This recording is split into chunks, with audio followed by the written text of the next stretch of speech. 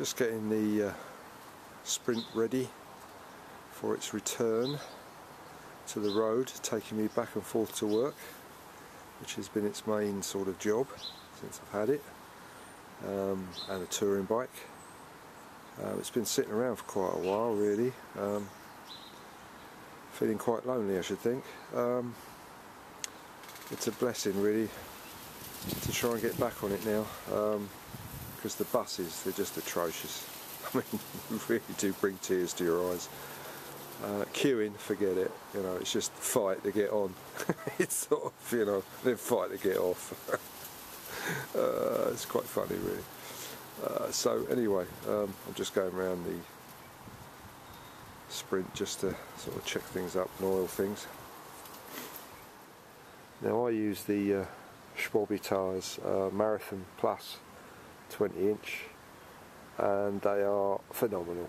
They really are. I mean, you can't fault them really, in the respect that you just never get a puncture. If you get a puncture, it's a rarity, and it has to be something like a nail or something really big, or something sort of dire to get into the tyre. Plus they last forever, and yeah, the only drawback on them is they're so sluggish. They do bring you back. You do know they're on there. You know, the treads, the bike doesn't roll so freely as you would do with a slick. And also on the fronts, the steering's slightly heavier than normal, but you know, when you're just going forwards to work, it doesn't really matter. What you want is the reliability, that you're not going to be standing there in the pouring rain or the snow fixing punches. That's, you know, I can recommend them 100%. I'm going to be popping the spindles out just to check them, make sure they're well greased. These should be pretty good actually. The other thing I do as well is I have the mudguards quite a distance away from the actual wheel, because I found like during the winter in the snow, the snow can pack up underneath the mudguards, so I just give it that extra bit. You might get a little bit more spray off the wheel, but it doesn't really matter when you've got your waterproof clothing on. Here's a little tip for you. There's some really nice videos online, people explaining about these valves and how you use them, but they all miss out one little thing that's really infuriating about these. Is if you get a bad batch where they haven't seated the valve in correctly, they've put it in with any, you know, pressure. When you tighten these up and you go to untighten them after you've inflated the tyre, you know, and you've been using it for a while, you'll find that the actual valve wants to come out rather than actually unscrewing it. The whole valve will come out. So what I do is just put a little bit of grease on that seat, just a tiny smidgen of it, just to lubricate it. So when you actually do that little bit up tight, which it's meant to be tight, which I'm doing now, then that little bit of grease stops it from sort of grabbing the valve, so when you undo it again, the whole thing doesn't come out. I actually run these Marathon Pluses at their max. I found that's at their best, and they give you a little bit more better running, but deflate them in the snow. I find they grip better at around 50 psi in the snow, which is quite handy. Otherwise you're just sitting there building up the snow. But in a video before, I've got studded tyres. This year I'm only going to put a studded tyre on the rear if it snows. Try it that way around, because it's such a pain changing all the wheels over. But we'll see. And the thing about a vehicle, a chain, a bike you use constantly during the winter is to look after the chain. I mean, it's quite a delicate thing really. People don't realise, you know, how amazing they're made really. You've got these little links inside here that move round, and if they're not lubricated, then you're causing a lot of damage. You know, they can seize, they can break out, so it's best to check the chain from time to time, see they haven't broken or come out, because that's the bearing that keeps it round the chain, it moves and it saves grinding into the teeth. It wears it. You'll find that after a year or 2 years of constant use, the teeth begin to hook, and that's because probably the chain has worn the ring. But if you keep the chain well lubricated, and to tell you the truth, I haven't done it on this one, but as a rule on past bikes I've changed it every year or every 2 years, you know, sort of 2 winters, and then start the new year with a new chain and a new centre ring, because it's usually the centre ring that sort of wears out. And the Max on the back, they're amazingly sturdy. I've not worn one out yet. I've got spares, but this bike's getting on for 3 years old, and I've got to be honest, I've only ever changed the chain once, and it's the same rear mech and it's the same ring on the front, and you can usually tell when you put a new chain on whether they're worn. They start to skip, but the new chain on this one, I think when I come to change this, and I might do it after this winter, is to put a new centre ring, new chain, and then check the back mech on this one again. I'm also a strong believer, you know, in grease. I mean, you know, don't be frightened of grease. When you get a gap like this, water's going to get in it. You know, if there's a gap in here, there's bearings in here, and they don't take much to ruin, and these are quite expensive, as you know, these touring pedals. So what I always do is make sure there's a real good, you know, grease in that gap. So, you know, every week I'll do that, just to smile a bit of grease in between that gap to stop the water from getting in it, and then they just last longer.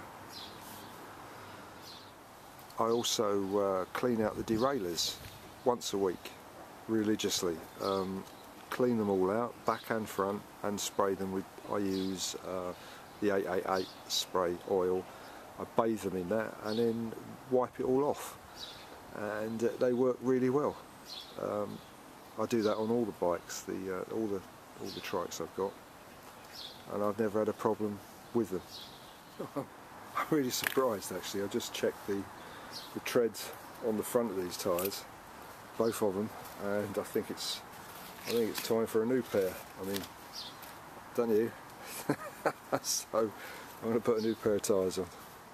Okay, I've encountered a problem. I thought these were well greased, but I've got a seize of the axle.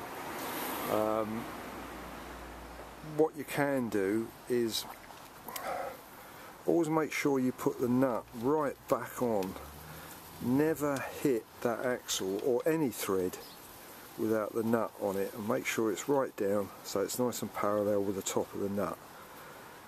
If you can, screw it right down till the head of the nut is with the head of the bolt is actually head of the nut, and then hit it, and then you find you won't damage the thread. But you're going to have to hit. I'm going to have to hit this to get the axle out.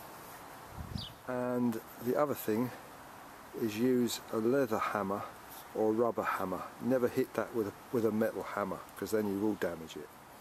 But it didn't take much to get it out. It's just to break the seal where it's gone a little bit rusty. But what I'll do is clean these axles up again with a bit of emery paper, fine emery paper, and then what I do is wash them in a bit of oil, rub it down again, and then grease them.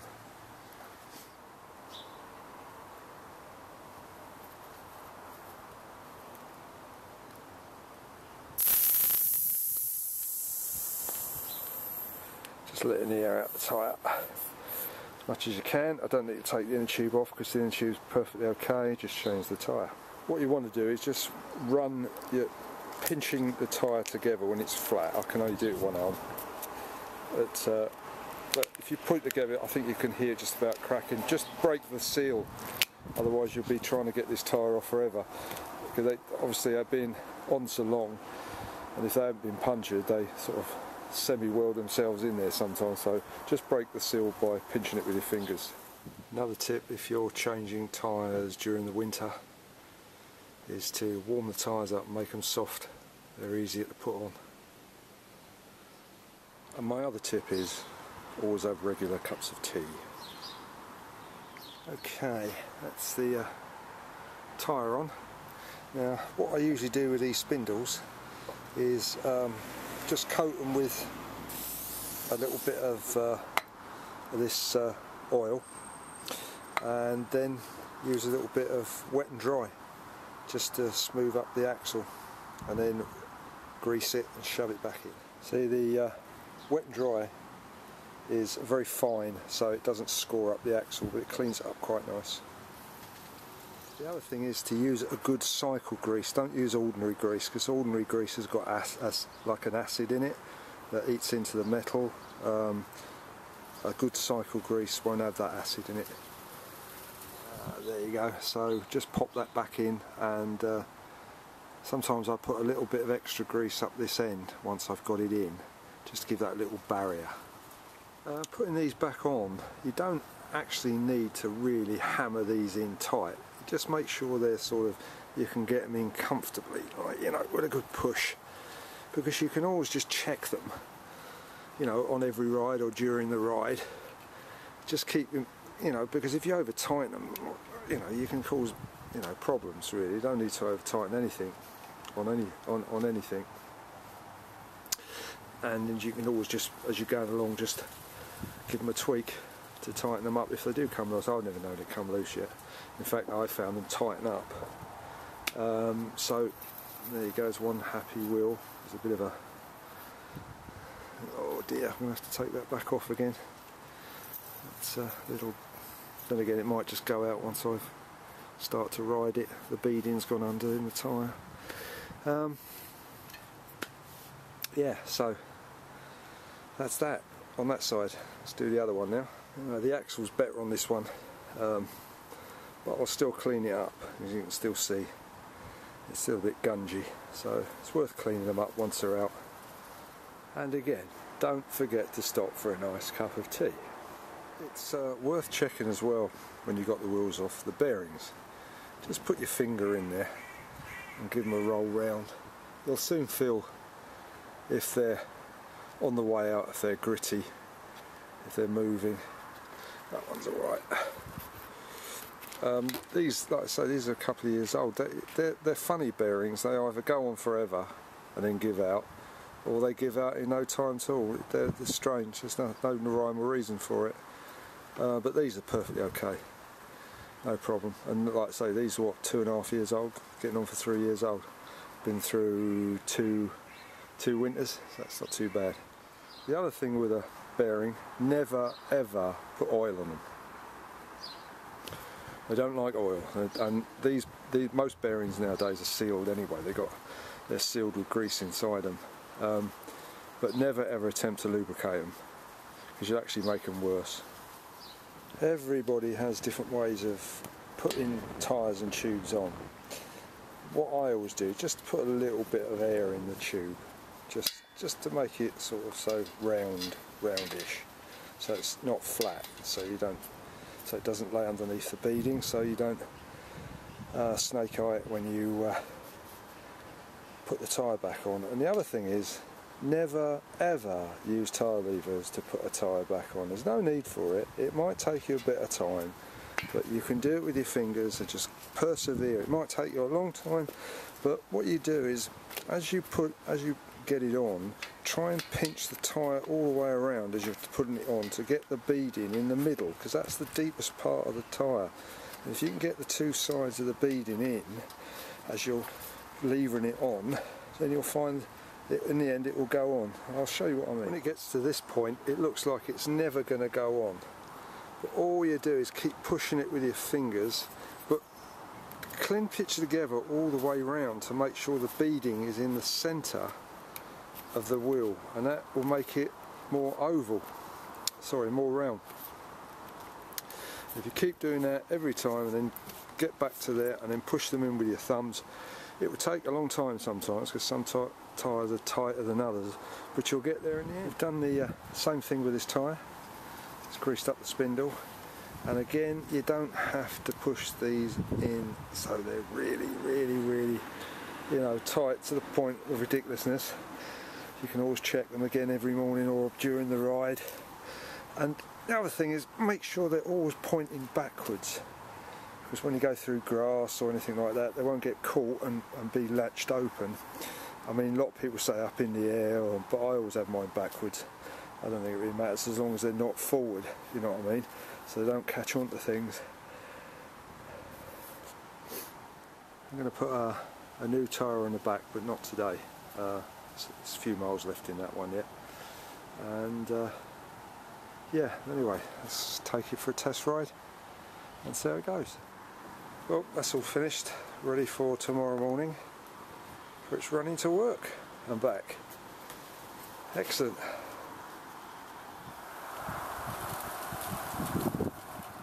Well, so pleased about that. That was my first ride into work for quite a number of weeks actually. It was really good, and just returned.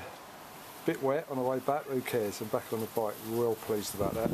Don't have to go on them horrible buses anymore.